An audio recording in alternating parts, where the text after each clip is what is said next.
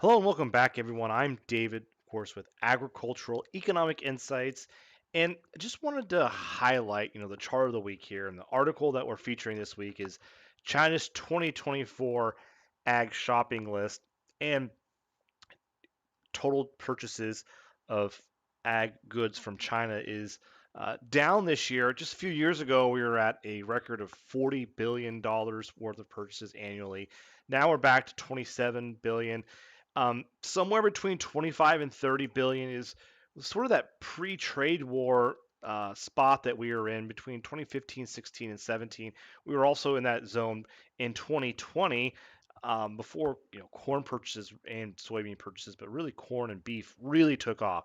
So one of the things I wanted to look at here is what's causing the change, and we looked at the other chart, the difference between 23 activity and 2024 activity. But one of the key themes that we've seen emerge here that I really wanted to focus in on is in 2020 we had 28.8 billion worth of ag purchases. In 2024 we had 27 billion, and it seems like at the surface level, those are about the same. So we could kind of say, oh, trade's about equal. But when we look at the sort of the across all these commodities, so it's a really aggregate measure. There's a lot of nuances in the details. But when we look at all the changes between 2020 and 2024 that can be attributed to price changes, so higher prices today or lower prices today, and all the changes that can be attributed to differences of volume. So we isolate those one at a time, and then we can aggregate that up across all the commodities, and we can say, how did this stack up? And I think one of the really important things to capture here is while the surface level measures are about the same, we have higher prices to the tune of about almost $6 billion worth of higher prices, but then also 7 billion in lower volumes, lower quantities. And I think this is an overlooked situation here we have in the trade.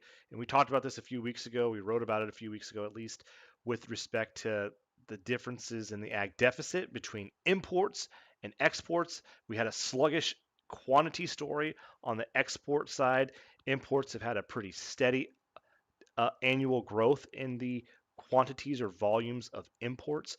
And so when we look at China here specifically, we see a bit of a setup here. So we took a look at a lot of different ways of sizing up China's purchases of ag products over the last few years.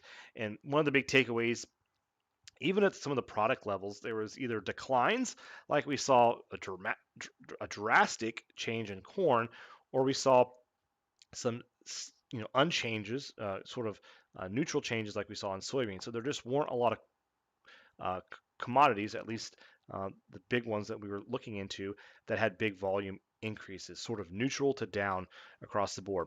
So I think this is going to be really important to think about for any future trade negotiations that might be going on between uh, officials in the United States and China.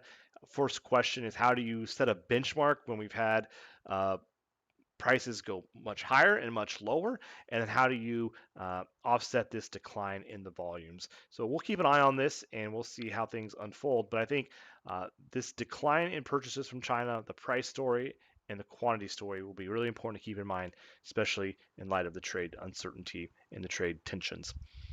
That's all for this week. Until next time, stay curious.